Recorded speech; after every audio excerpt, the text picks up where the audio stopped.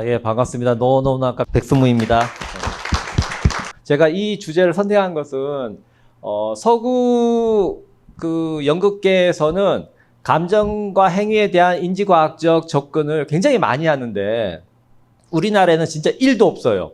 그래서, 이 기회에 그냥 이거 한번 소개나 해보자 하면서, 뭐, 발을 하나 담그는 것도 아니고, 그냥 신발끈만 살짝 이렇게 묻히려고 발을 꺼냈는데, 그것이 늪이었습니다.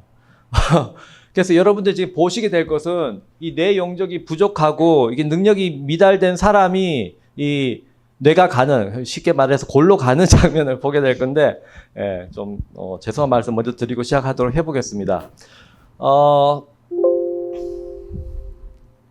연극 창작 과정을 이렇게 선으로 그려보면 이제 작가가 자기를 가지고 쓰면 머릿속에 있는 것을 꺼내서 언어적으로 구조화시켜서 써내면 그것을 배우와 연출가들이 읽고 연출가가 배우에게 디렉션을 내리고 그 디렉션을 들은 배우가 다시 머릿속에서 창작을 해서 그걸 무대에서 행동으로 선보이고 그걸 무대에서 관람을 한 관객들이 머릿속에서 이제 이 전체적인 과정에서 쌓여진 누적된 그 의미를 여기서 이제 다시 재조합하는 거죠. 그래서 여기 이 관객들의 머릿속에서는 극작가의 것과 연출의 것과 배우의 것이 다 종합돼 가지고 들어온 것이고 이것이 이제 이것의 세 개의 단순한 합이 아니라 훨씬 더 종합화된 방식인 것은 여러분 잘 아시겠죠. 그래서 이거는 어떻게 보면 이렇게 흘러가는 과정은 창조적인 왜곡일 수 있고 어떻게 보면 정밀할 수도 있고 훨씬 더 우리의 그 언어로 표현할 수 있는 영역을 넘어서는 영역의 일이라고도 볼 수 있습니다.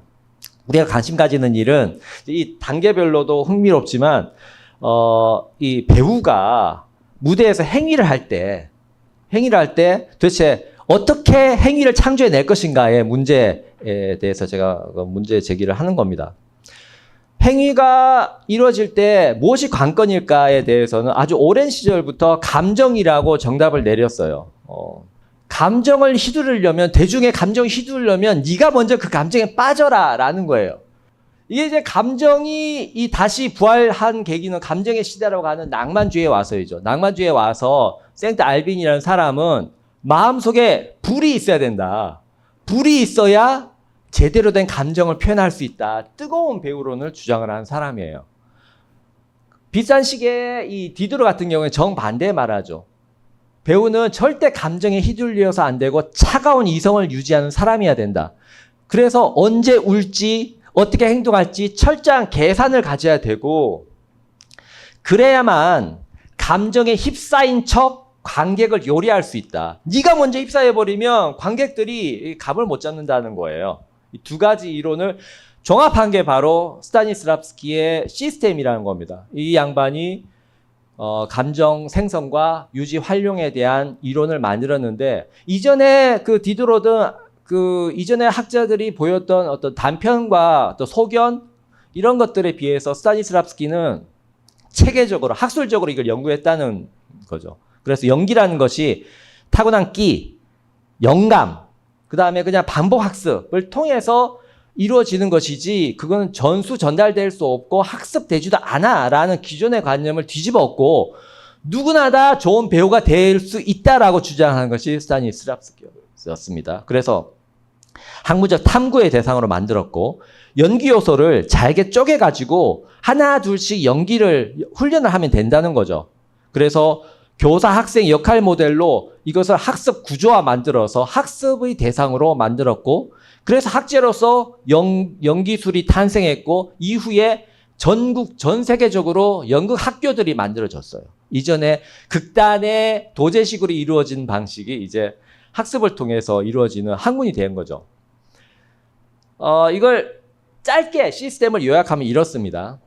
정서적 기억을 통해서 주어진 상황에 몰입을 하면 그러면 감정이 생성되고 그 감정 상황에서 배우는 무의식적 경지에서 물론 이거는 이제 프로이드적인 것과 또 다른 무의식적인 경지인데 무의식적 경지에서 창조적 행위가 나오게 된다.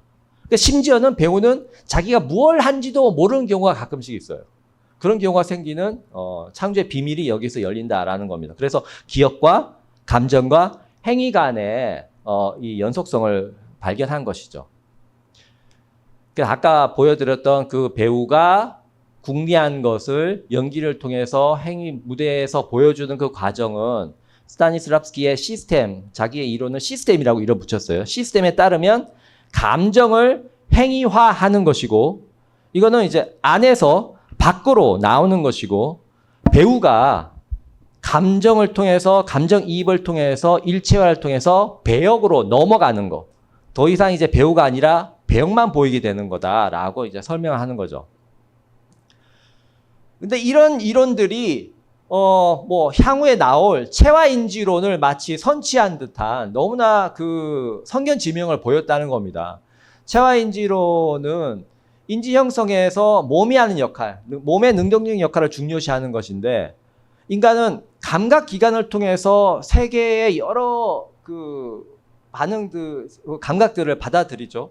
감각은 우리 몸이 하는 것, 안입이 설신이 이 몸이 하는 것이고, 인지는 그래서 몸에 의해서 만들어진 체화된 것이다라는 것이 체화인지론의 핵심이고, 시스템이 바로 이런 것들을 아주 잘 보여준다는 겁니다. 그래서 우리의 사고와 판단은 뭐 내가 독자적으로 하는 것 같지만, 감각들을, 세계의 감각들을 받아들여가지고 이게 독자적으로 하는 것 같지만, 상호 소통을 통해서 이루어지는 것이다 라고 주장을 합니다. 그리고 시스템은 이걸 잘 반영하고 있죠. 예를 들어서 이건 잘 아실 건데, 그 면접관을 현관에서 한쪽은 뜨거운 커피를 주고 한쪽은 차가운 커피를 줬더니 나중에 면접 결과를 보니 동일한 사람에 대해서 따뜻한 커피를 마신 사람들이 훨씬 더 높은 점수를 줬다는 거예요. 무거운 그 서류판에다가 이력서를 올려놨더니 가벼운 서류판에 비해서 훨씬 더 긍정적으로 평가를 했다는 겁니다. 즉 이렇게 우리의 세계에 대한 감각에 의해서 우리의 판단이 좌지우지 될 수 있다는 거예요. 이게 바로 체화된 인지, 인지라는 것이 이미 체화되어 있다라는 것을 보여주는 증거 같은 겁니다. 그래서 이걸 요약하면, 우리가 하는 인식이 칸트적으로 내적 표상을 구성한 뇌의 작용에 의해서 인지가 일어난 것이 아니라, 내가 세계를 느끼고, 그리고 그것을 세계와 함께 느끼고, 세계를 통해서 느끼고, 그리고 세계 일부로서 느끼는 과정이 인지라고 할 수 있고, 그래서 그 뇌에서 이루어지는 인지와 몸과 세계는 병렬적으로 상호작용하고 있고 동시적으로 발생하는 것이다 라는 겁니다. 이거를 그래프적으로, 시각적으로 보면 이게 따로 나눠진 게 아니라 이렇게 두 개가 합쳐져서 우리 개인을 구성한다는 것이죠. 신경과학자 가자니가 같은 사람은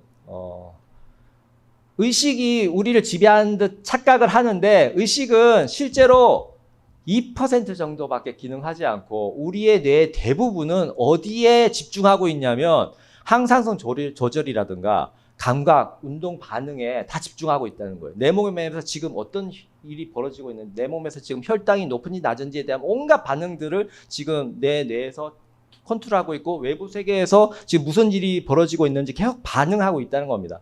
거기에 대부분 소모되고, 의식이라는 것은 아주 일부분밖에 작동하지 않다는 겁니다.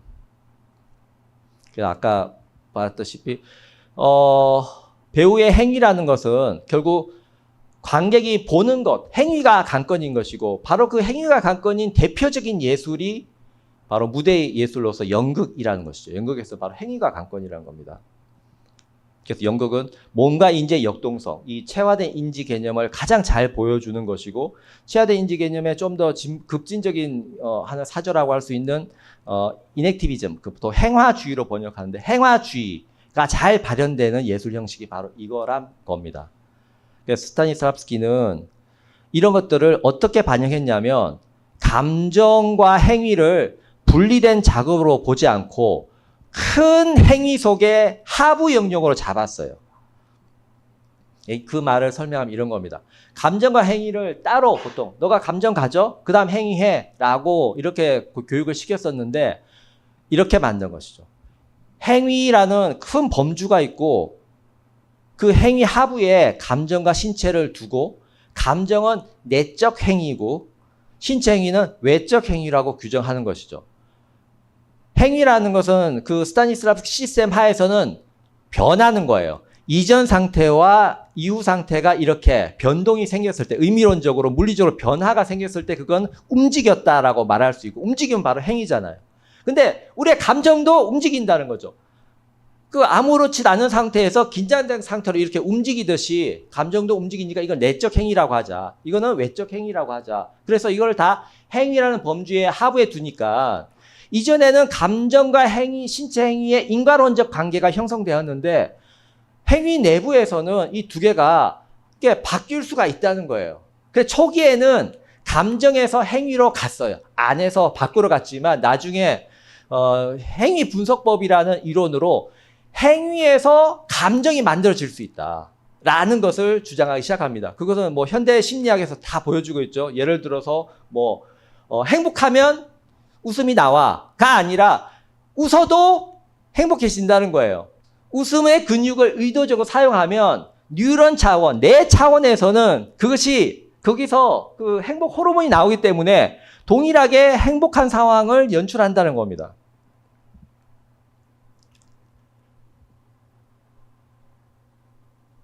그래서 이 감정의 형성을 통해서 행위로 가는 순차적이고 인과적이고 종속적인 이 개념이 시스템에서는 동시적이고 상호적이고 서로 대등한 것, 어느 누구도 더 경시할 수 없는 상태가 된 것이죠.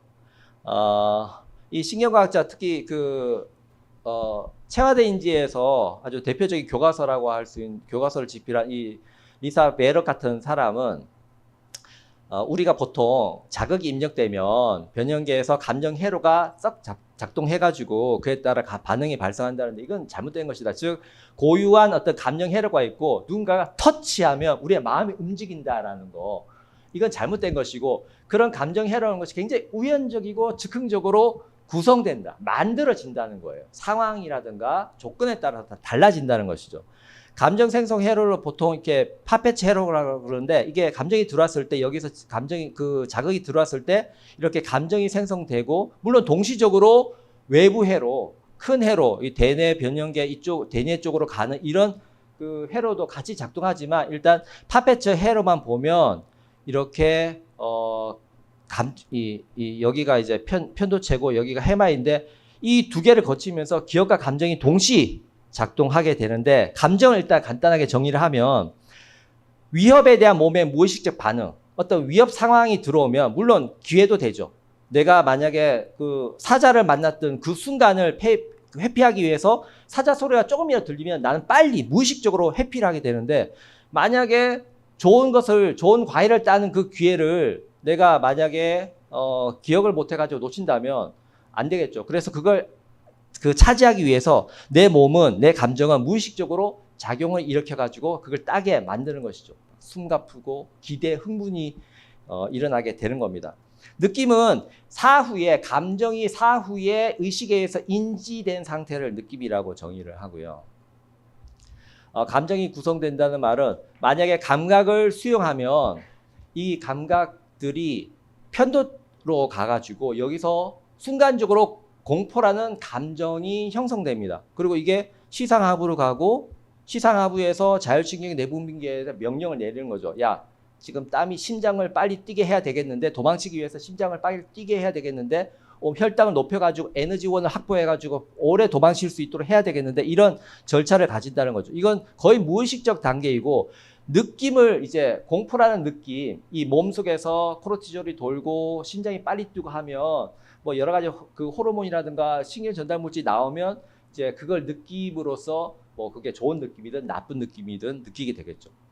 물론 이런 과정, 이런 그 파페츠 회로의 내부 회로와 외부로 이제 심피질, 이거는 우리 겉에 있는 고등 포유류에서 있는 그 심피질, 그다음에 이걸 기억을 유발하는 해마, 이것까지도 동시에 가기 때문에 뭐 이 속도는 잘 모르겠습니다. 이런 식으로 그 정보가 전파되는, 감각이 전파되는 그 과정에 개입하는 게 바로 신경세포들이죠. 신경세포들이 짜자자작 일사불란하게 이렇게 회로를 형성하는데, 이게 이제 뉴런, 신경세포고, 신경세포와 신경세포 사이를 연결하는 것이 이 시냅스고, 시냅스에서 이렇게 전기 신호, 활동 전이가 짜지직 형성되면 여기서 이게 뚜껑이 열리면서 이렇게 신경 절단 물질, 화학 물질이 나오고, 그러니까 전기적인 신호와 화학 신호에 의해서 정보가 전달되고 활성화되는 거죠. 이런 그 뉴런이 인간의 뇌에 한 그 1000억 개 있다고 해요. 그리고 이 시냅스가 한 그 뉴런 하나당 한 100개에서 1000개니까 결국 인간의 뇌 속에는 이 시냅스, 이런 전달 물질을 담당하는 시냅스가 한 100조에서 1000조 개가 있다고 봐야 되는 것이죠.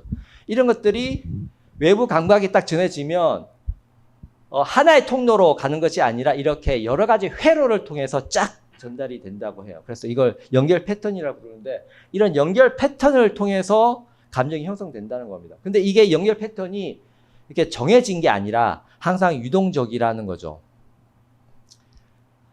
이걸 보면 어떤 강도에 따라서, 어떤 강도냐에 따라서 그 신경 전달 물질이 얼마만큼 유출되면서 얼마나 오래 유출되는지 그게 좌우되고, 시냅스 하나에 따라서 그런 시냅스들이 한 100조 개, 1000조 개 있으니까 걔네들이 또 어떤 조합을 만들어낼지에 따라서 엄청나게 많은 경우의 수가 생기겠죠. 그래서 똑같은 것을 인간은 느낄 수 없다는 거예요. 언제나 변하게 되고, 그리고 한번 신경 패턴이 형성됐다고 해서 그것이 계속 유지되는 것이 아니라 자주 쓰지 않으면 그것이 퇴화되듯이 용불용 돼가지고 퇴화되고 또 새로운 것이 형성되고 한대요. 그래서 옛날에 첫사랑의 그 아픈 상처도 그게 영원한 상처일 것 같았는데 시간이 지나면 옛사랑이 되어버리고 이렇게 무뎌지는 것처럼 이런 식으로 유동적으로 변한다는 거죠. 근데 감정과 기억은 동시적 현상, 감정이 생성되면 그와 연관된 기억들이 이렇게 넝쿨처럼 우르르 온다는 측면에서 동시적 현상이라 할 수 있고, 이런 그 신경 패턴을 어떻게 완성시키느냐, 완성이 잘 되는 사람과 못 되는 사람이 있는데, 신경 패턴 완성이 잘 되는 사람은 어떤 자극만 와도 신경 패턴이 쫙 형성되고 그 조금만 차이가 생겨도 대충 이런 거네 그러면서 쫙 신경 완성을 빨리 즉각시킵니다. 근데 이런 사람들이 너무 신경 패턴 완성을 잘하게 되면 만약에 마음의 상처, 뭐 큰 고통을 겪었던 경험, 유사한 뭐 소리나 자극만 받아도 그런 신경 패턴 완성을 해버려 가지고 그 동일한 반응이 오겠죠. 그렇기 때문에 이 사람들은 외상후 스트레스 장애 같은 것들에 시달릴 위험이 있고, 패턴 분리는 어떤 자극이 오면 신경 패턴을 완성해가지고 유사성으로 이렇게 완성해야 되는데 이거는 전에 신경 자극과 달라 해가지고 그걸 거부해버리고 새로이 패턴을 만들어내는 사람, 뭔가 분간을 잘해내는 사람은 패턴 분리를 잘하는 사람들이죠. 이 사람들은 어제 친구의 옷과 오늘 친구의 옷을 잘 분간해낼 수는 있지만, 근데 그런 것들이 심해지면 모든 순간 새로운 경험을 해야 되는 것이고, 그러다 보니까 뇌가 필요해질 수밖에 없겠죠. 중요한 정보를 놓치는 실수를 하게 되는 겁니다. 신경 패턴이 재미있는 것은 이게 예측을 한다는 것인데, 예를 들어서 데스데모나가 데스데모나의 손수건이 카시오의 손에 있는 걸 오셀로가 그걸 딱 본 순간 분노 감정이 일어나고 그에 걸맞는 살인 상황을 예측하고, 우리의 감정이 그걸 예측한다는 거예요. 왜냐하면 오셀로 같은 경우에는 수없이 어떤 살인의 위협과 살인 행위를 해왔던 군인이기 때문에 흥분 상태에서는 그 전쟁 상황의 그 신경 회로가 작동하는 것이죠. 그렇기 때문에 내 몸에서 이런 살인 상황을 예측하고 코르티졸이 분비되어서 혈압과 혈당이 상승하고 이런 긴장 상태가 돌아온 후에 살인 행위를 하게 되는 것이죠. 이게 무의식적으로 내 몸에 대한 예측을 해내는 겁니다. 근데 정상인은 이 단계에서 그 의식이 그 전전두엽이 그걸 그 자제를 시키죠. 감정은 과거 체험을 바탕으로 예측을 통해 감각과 운동을 연결시켜주는 매파라고 할 수가 있습니다. 만약에 감정이 중간에 개입되지 않으면 감정 폭주가 일어나고 감각 폭주가 일어나고 감각을 속에서 계속 괴로워하면서 운동을 하지 못하는 상태에 빠지겠죠. 이렇게 사과를 보면 우리는 저게 이제 빨갛고 냄새가 향이 나고 그다음 만지면 어떤 둥근 모양이고 이걸 통해서 과거에 이거는 내가 사과라는 것을 먹었을 때 그거구나라고 인지하면서 사과와 관련된 좋은 기억들이 나오겠죠. 그러면서 나도 모르게 손 운동신경이 발휘돼가지고 그걸 사과를 깨무는, 그리고 위액이 촉진되면서 그걸 소화시키는 그런 작용들이 다 일어난다는 거예요. 보기만 해도. 물론 이제 백설공주는 다른 반응이 일어나겠죠. 이런 행복한 반응이 아니라 아주 공포스러운 반응, 여기서 이렇게 떨어지는 이런 회피 반응이 일어나겠죠. 이 말은 뭐냐면 감정이라는 것이 의식 이전의 어떤 서사이고 잠재의식이 상상하는 하나의 이야기라는 거예요. 아, 이런 일이 벌어지겠다 하면서 내 몸을 거기에 맞게 세팅해 주는 것이죠. 즉 현재 상태와 현상, 느낌, 생각, 결정, 행동에 대한 하나의 설명 방식 감정이라는 것이고, 이게 우리들에게 상상을 자극하는 요인이라는 거예요. 그래서 이 다마시오 같은 사람은 유기체는 결국 주어진 상황에 대한 가능한 반응을 측정하여, 즉 이게 사태 파악을 하여 생존 가능성을 극대화한다. 이에 맞춰서 내 몸이 반응을 해줘야, 감정이 적절하게 형성돼줘야 주어진 상황에서 내가 생존 가능성이 높다는 거죠. 근데 이런 체화인지의 이론에 따라서 시스템에서도 보시면 이 주어진 상황과 상상력이 상당히 전반부에 배치되어 있어요. 앞부분에서 이걸 배우라는 거죠. 주어진 상황 속에서 어떻게 상상력을 발휘하면서 배우가 무대에서 행위할까를 마치 다마시오의 글을 그대로 적용할 수 있듯이 이렇게 서술하고 있다는 겁니다. 이 어떤 사건에 대해서 감정적인 측면은 편도체에서 저장하고 사실적인 내용, 일화 기억이라고 하는 일화 기억 같은 경우는 해마에서 저장하게 됩니다. 이게 무슨 말이냐면, 이게 아까 말씀드린 파페치 회로 내에서 같은 회로 내부에 있기 때문에 자극에 대해서 감정과 기억이 거의 동시적으로 일어난다는 걸 보여주는 것이죠. 그래서 이 감정과 기억은, 기억과 감정은 신경회로에서 구조적으로 연결되어 있고, 그래서 우리의 인지 처리 과정은 본질적으로 감정에 물든 기억으로 구성되어 있다고 볼 수 있습니다. 시스템에서도 바로 그런 방식으로 이루어져 있고, 정서적 기억이야말로 그런 기억을 떠올리는 훈련법이라고 할 수가 있고, 그 구체적인 방법론은 에튜드를 통해서 이루어집니다. 에튜드는 뭐냐면 대본 따라서 대사를 외우고 기계적으로 하기 이전에 어떤 상황에 대해서 미리 그 감정을 맛봐 보는 거예요. 정서적 기억을 그 파트너와 함께 되살려 보는 거. 만약에 로미오 줄리엣 할 때 배우가 무대에서 로미오 했는데, 줄리엣 했는데 그 눈이 막 이렇게 불꽃이 튀는 그런 감정이 불같이 올라와야 되는데, 아무리 그 배우를 봐도 그 감정이 솟아나지 않으면 안 되겠죠. 그러면 그 감정을 인위적으로 사전에 한번 훈련을 해보는 거예요.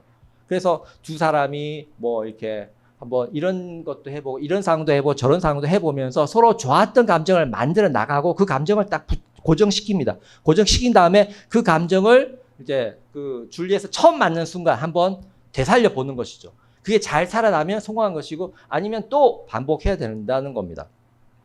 그래서 배우는 즉흥적 에튜드를 통해서 감정과 기억을 도출하고 그와 관련된 행위 동기를 만들어 나가는 것이죠. 이게 이 감정이 하나의 이야기를 만들고 예측함으로써 스토리를 만들어낼 수 있다는 거, 이게 우리 여러분들도 일상생활에서 충분히 경험해 보실 수 있을 거예요. 이거는 무의식적 작업이기 때문에 우리가 외부 자극을 받으면 자동적으로 우리는 예측하고 상상할 수밖에 없습니다. 그것을 이 전전두엽의 집중력으로 그걸 막아내야 되는 거죠.